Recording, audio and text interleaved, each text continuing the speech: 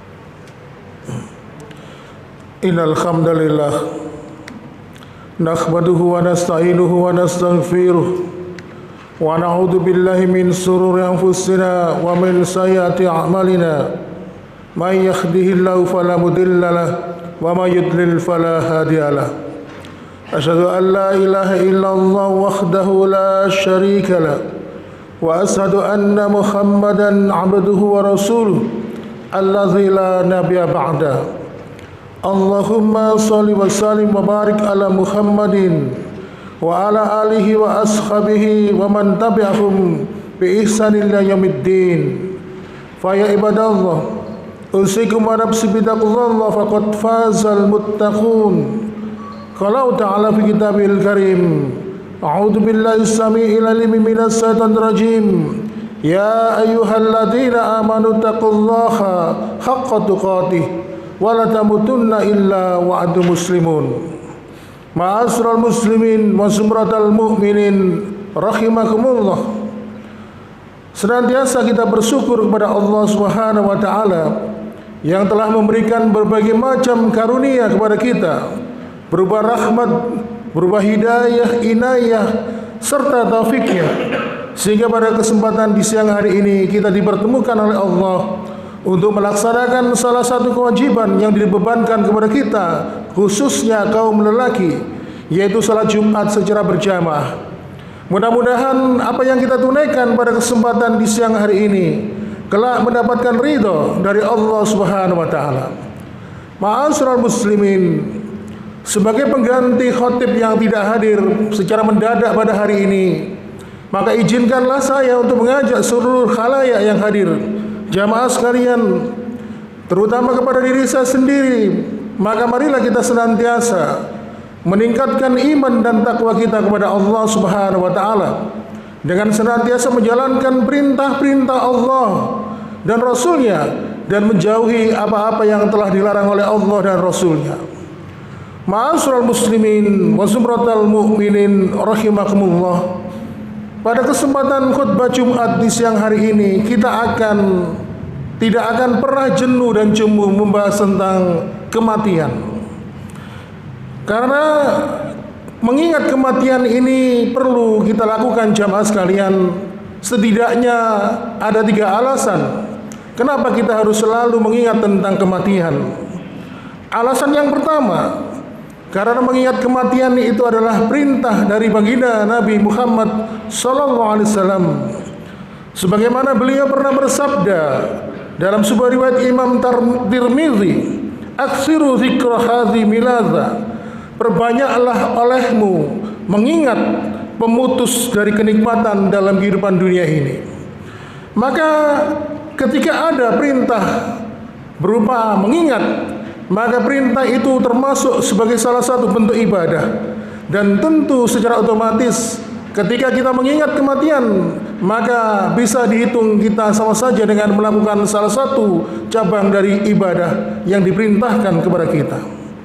Maka ma'asyiral muslimin, ketika kita senantiasa mengingat kematian yang pasti akan terjadi kepada setiap manusia, maka tentu saja dengan mengingat kematian itu sebagai bentuk kita melakukan ibadah kepada Allah, di mana ibadah itu akhirnya menebalkan iman kita. Kemudian alasan yang kedua, ma'asyiral muslimin, kenapa kita senantiasa harus mengingat mati? Karena sesungguhnya dalam kehidupan dunia ini, kita sebagai manusia yang dhaif, yang lemah, manusia yang serba banyak kekhilafan, berbuat dosa, kemaksiatan, tentu sangat membutuhkan nasihat, senantiasa memberikan petuah. Oleh karena itu Allah Subhanahu wa taala berfirman di surat Az-Zariyat di ayat yang ke-55, "Wadzakir fa inna dzikra tanfa'ul mu'minin." Dan tetaplah kalian memberikan peringatan, karena sesungguhnya peringatan itu sangat bermanfaat bagi orang-orang yang beriman. Dan tentunya ma'asyiral muslimin, kalau di ranking peringkat pertama, pengingat atau nasihat yang paling baik adalah tentang kematian. Sebagaimana ada sebuah ungkapan, "Kafabil mauti mudzakiron," maka cukuplah kematian itu sebagai pengingat. Ma'asyiral muslimin, kemudian yang ketiga, kenapa kita ini harus senantiasa mengingat kematian? Karena seringkali kematian itu membuat kita termotivasi untuk mengikuti apa yang telah dicontohkan oleh Allah dan Rasul-Nya dalam menggapai kehidupan akhirat. Ma'asyiral muslimin, dan Rasul mengatakan sebaik-baik orang yang beruntung di dunia ini adalah mereka yang paling banyak mengingat tentang kematian. Ma'asyiral muslimin wa zumratal mu'minin rahimakumullah, itu sebagai muqaddimah. Maka kita akan memasuki materi utama pada khutbah siang di hari ini, yaitu kita awali dengan sebuah kisah yang cukup menarik dari seorang ulama. Di dalam salah satu kitab mereka disebutkan ada salah seorang ulama yang waktu itu melakukan ibadah umrah. Ketika selesai melakukan ibadah umrah, maka disunahkan memperbanyak tawaf sunnah. Dan perlu diketahui jamaah sekalian, para ulama terdahulu menjadikan kebiasaan bertawaf ini sebagai bentuk taqarrub kepada Allah, menghaturkan hajat keinginan kepada Allah Subhanahu wa taala. Karena diyakini doa-doa yang dipanjatkan ketika tawaf berkeliling Ka'bah adalah doa yang pasti dikabulkan oleh Allah Subhanahu wa taala. Suatu ketika ada seorang ulama yang sedang tawaf, dan ternyata di sebelah sisinya ada seorang laki-laki. Pada putaran pertama, putaran kedua dan ketiga, yang cukup menarik perhatian sang ulama ini adalah ketika sang laki-laki itu hanya mengucapkan satu doa. Uniknya doa itu dibaca terus hingga sampai putaran ketujuh. Ma'asyiral muslimin wa zumratal mu'minin rahimakumullah. Lalu kemudian ketika selesai tawaf pada putaran ketujuh, sang ulama pun bertanya kepada laki-laki tersebut, "Kenapa engkau hanya membaca doa ini saja? Kok tidak ada tambahan yang lainnya?" Biasanya kepada kebanyakan jamaah umrah itu kalau tawaf mereka minta rizki, mereka minta kebahagiaan dunia dan akhirat. Kebanyakan mereka juga meminta anak-anak yang soleh atau mungkin kehidupan yang berkah. Tetapi kenapa engkau hanya meminta satu permintaan ini dan tidak menambah permintaan yang lainnya? Ma'asyiral muslimin wa sumratal mu'minin rahimakumullah. Laki-laki terus berlalu menjawab, "Seandainya engkau mengetahui suasana di dalam keluargaku, pasti engkau akan memahami kenapa aku senantiasa memohon doa ini kepada Allah Subhanahu wa taala." Rupanya ma'asyiral muslimin, laki-laki tadi yang ikut berputar tawaf bersama sang ulama mengucapkan doa, "Allahumma tawaffani muslimah." Ya Allah, wafatkanlah aku sebagai seorang muslim. Doa itu dibaca terus-menerus sepanjang putaran tawaf, dari putaran pertama hingga putaran ketujuh. Lalu kemudian ma'asyiral muslimin, setelah mereka melakukan tawaf, mereka melakukan sholat sunnah, ya. Lalu setelah itu, ketika selesai melakukan sholat sunnah, sang ulama pun bertanya kepada dirinya, "Apa yang terjadi dengan keluargamu?"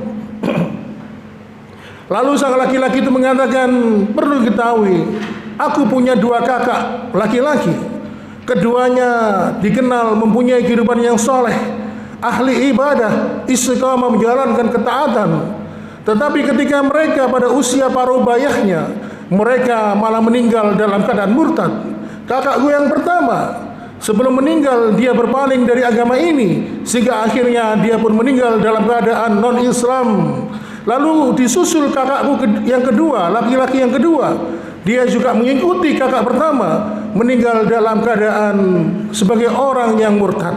Oleh karena itu, aku khawatir jangan-jangan aku nanti seperti mereka, sehingga aku senantiasa berdoa kepada Allah, Allahumma tawaffani muslimah. Ya Allah, wafatkanlah aku dalam keadaan seorang muslim. Inilah yang menyebabkan aku senantiasa hanya berdoa ini saja, tidak meminta permintaan yang lain kepada Allah Subhanahu wa taala. Ma'asyiral muslimin wa zumratal mu'minin rahimakumullah. Dari kisah ini kita bisa mengambil pelajaran bahwasannya kematian, al-maut, sesuatu yang sangat misteri bagi kita. Mungkin kita bisa melihat ada seseorang yang dalam kehidupan dunia, selama dalam kehidupan dunia dia bergemerlap dalam kehidupan penuh iman, tetapi tidak ada yang menjamin dalam akhir kehidupannya apakah dia nanti benar-benar meninggal dalam keadaan menjadi seorang muslim. Oleh karena itu, ma'asyiral muslimin wa zumratal mu'minin rahimakumullah, makanya Allah Subhanahu wa taala berpesan di dalam surat Ali Imran, dan ayat ini sering dibaca terutama ketika sang khatib berkhutbah, "Ya ayyuhalladzina amanu taqullaha haqqa tuqatih wa la tamutunna illa wa antum muslimun." Hai orang-orang yang beriman, bertakwalah kepada Allah dengan sebenar-benar takwa. Wala tamutunna illa, dan janganlah kalian mati kecuali mati dalam keadaan berserah diri, berislam kepada Allah Subhanahu wa taala. Di sini rupanya Allah tidak mempermasalahkan matimu kapan. Allah tidak mempermasalahkan kapan, bagaimana caramu mati. Bisa mati karena kecelakaan, bisa mati karena sakit, tetapi Allah menekankan janganlah kamu mati kecuali ketika kamu mati kamu selalu dalam keadaan beriman dan bertakwa kepada Allah Subhanahu wa taala.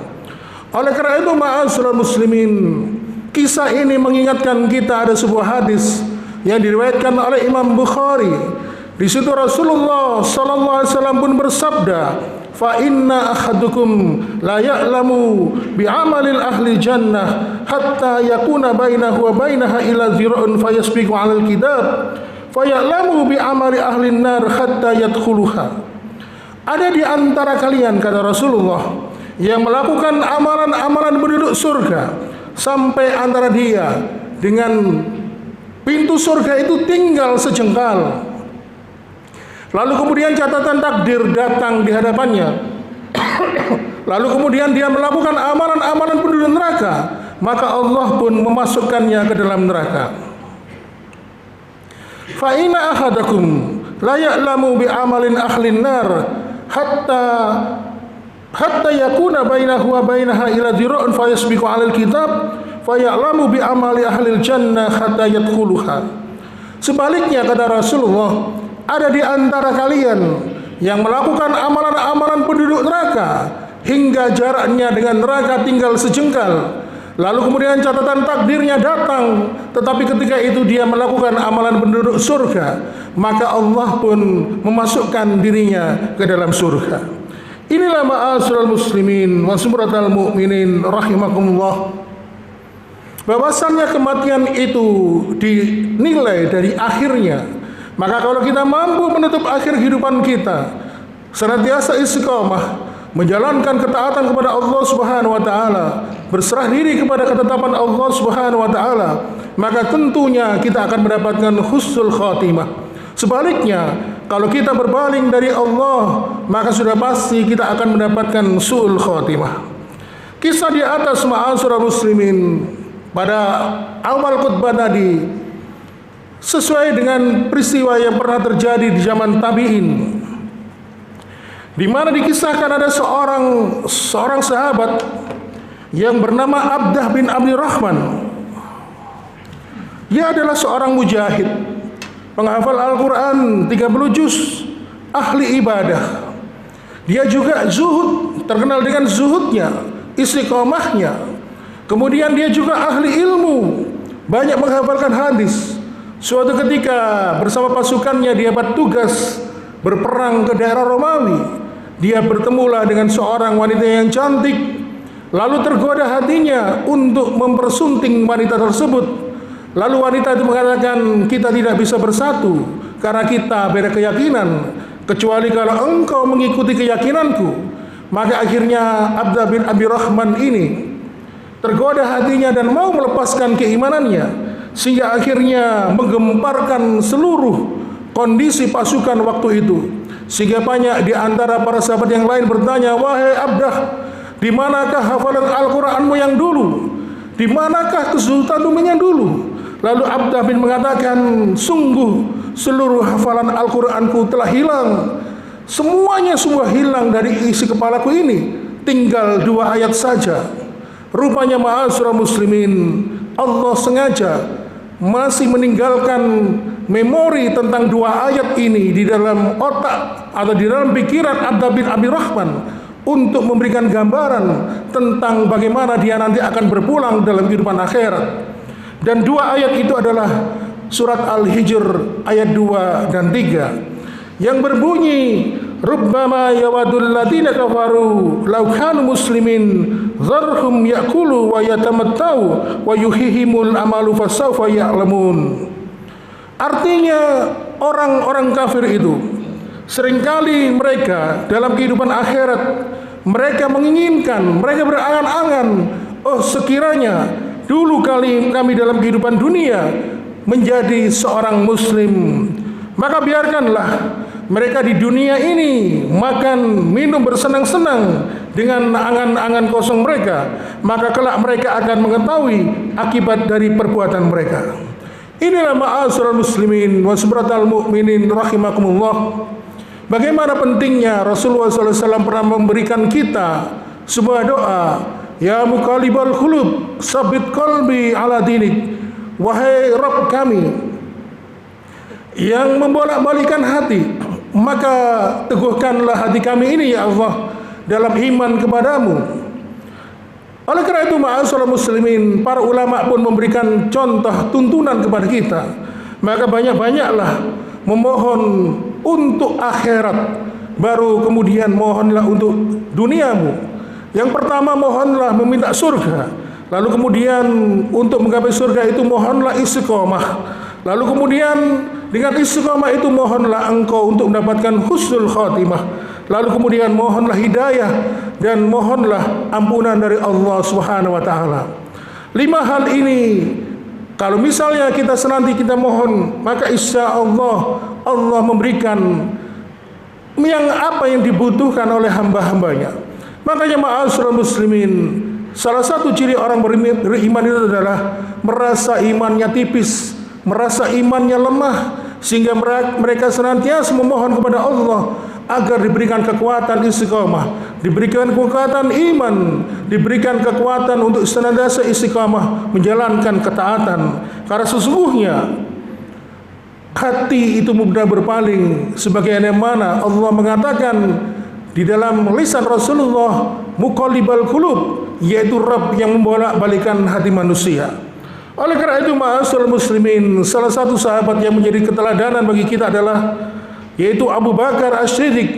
Di akhir kehidupannya dia memohon kepada Allah Subhanahu wa taala dengan mengutip sebuah doa, Allahumma ja'al khairu umri akhirahu wa khairu amalin khawatimahu wa khairu ayamin yauma alqaka fihi. Ya Allah, aku mohon kepadamu, jadikanlah umurku yang terbaik adalah ketika aku meninggal dunia. Ya Allah, aku mohon kepadamu, jadikanlah amalku yang paling ikhlas adalah ketika aku meninggal dunia. Dan ya Allah, aku memohon kepadamu, jadikanlah hariku yang paling indah adalah ketika aku meninggal dunia. Oleh karena itu ma'asyiral muslimin, marilah kita senantiasa memohon kepada Allah istiqamah, memohon kepada Allah Subhanahu wa taala hidayah, dan ditetapkan hati ini di dalam agama Allah, ditetapkan hati ini di dalam iman dan ketaatan kepada Allah Subhanahu wa taala. Aqulu qouli hada wastaghfiru li wa lakum innahu wal ghafurur rahim.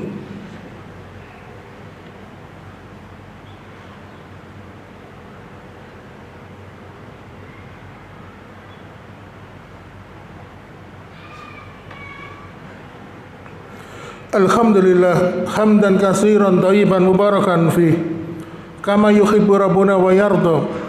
Asyhadu an la ilaha illallah wahdahu la syarika lah wa asyhadu anna Muhammadan abduhu wa rasuluh allazi la nabiyya ba'da. Allahumma shalli wa sallim wa barik ala Muhammadin wa ala alihi wa ashabihi wa man tabi'ahum bi ihsanil yaumiddin. Fa ya ibadallah usikum wa nafsi bittaqullah faqad fazal muttaqun. Qala ta'ala fi kitabil karim, a'udzu billahi as-sami'il alim minas syaitonir rajim. Ya ayyuhalladzina amanu taqullaha haqqa tuqatih wa la tamutunna illa wa antum muslimun. Ma'asyiral muslimin, dalam kesempatan khutbah yang kedua ini marilah kita berdoa memohon kepada Allah ampunan atas dosa dan kesalahan kita yang sengaja maupun yang tidak sengaja kita lakukan. Seraya tidak lupa memohon hidayah. Maka mudah-mudahan dengan hidayah itu Allah memberikan kita perlindungan, memberikan petunjuk, memberikan kekuatan kepada kita istiqamah. Dan ketika kita mampu istiqamah sesuai dengan kata Rasulullah SAW, maka insya Allah Allah memberikan akhir kehidupan kita berupa akhir kehidupan yang husnul khotimah. A'udzu billahi minas syaitonir rajim. Bismillahirrahmanirrahim. Allahumma shalli wa sallim wa barik ala Muhammadin walhamdulillahi rabbil alamin. Allahumma ighfir lil muslimina wal muslimat wal mu'minina wal mu'minat al ahya minhum wal amwat innaka sami'un qaribun mujibun da'wat. Allahumma ighfirli wa li walidayya warhamhuma kama rabbayani shaghira. Rabbana zalamna anfusana wa illam taghfir lana la tarhamna lanakunanna minal khasirin. Rabbana la tu'akhidna in nasina akhtana. Rabbana wa la tahmil alaina isran kama hamaltahu 'alal ladzina min qablina. Rabbana wa la tuhammilna ma la taqata lana bi wa'fu 'anna waghfir lana warhamna anta maulana fansurna 'alal qaumil kafirin. Rabbana hab lana min azwajina wa dhurriyyatina qurrata a'yun waj'alna muttaqina imaman. Rabbana atina fid dunya hasanah wa fil akhirati hasanah wa qina adzabannar. Subhana rabbika rabbil izzati amma yasifun wa salamun alal mursalin walhamdulillahi rabbil alamin. Ibadallah, innallaha ya'murukum bil 'adli wal ihsan wa ita'i dzil qurba wa yanha 'anil fahsya'i wal munkari wal baghi la'allakum tadhakkarun wa la dzikrullahu akbar. Allahumma